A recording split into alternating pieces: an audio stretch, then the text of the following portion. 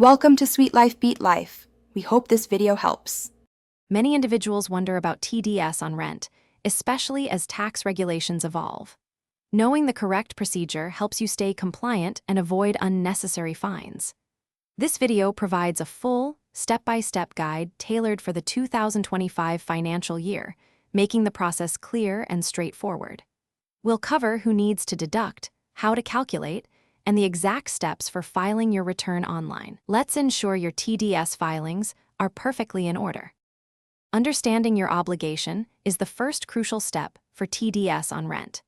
If the total rent you pay in a financial year surpasses 240,000 rupees, you are legally required to deduct TDS.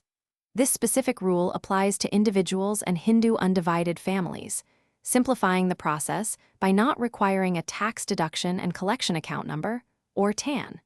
Simply deduct the tax and deposit it with the government. This compliance ensures smooth financial operations.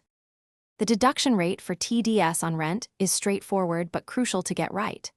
If your landlord provides their permanent account number, you deduct tax at 5% of the rent amount. However, if they do not have a PAN, the rate increases significantly to 20%. You must deposit this deducted amount using Form 26QC by the 7th day of the month following the deduction. Remember to pay these amounts quarterly for proper compliance. Filing your TDS return for rent is primarily done through the online portal. You'll use Form 26QC, which is available on the Tax Information Network, NSDL website.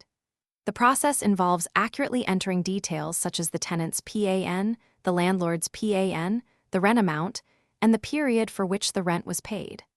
Once all information is correctly filled and submitted, an acknowledgement receipt will be generated. Keep this receipt safe as proof of your compliance. To ensure smooth TDS compliance, always verify PAN details for both parties. This simple step prevents the 20% higher deduction rate. After successfully depositing the TDS, remember to issue Form 16C to your landlord. This acts as their proof of tax deducted at source. Missing deadlines for either payment or filing attracts significant penalties and interest.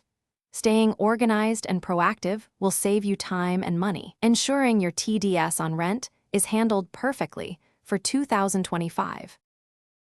Thanks for watching. Consider subscribing if we helped you.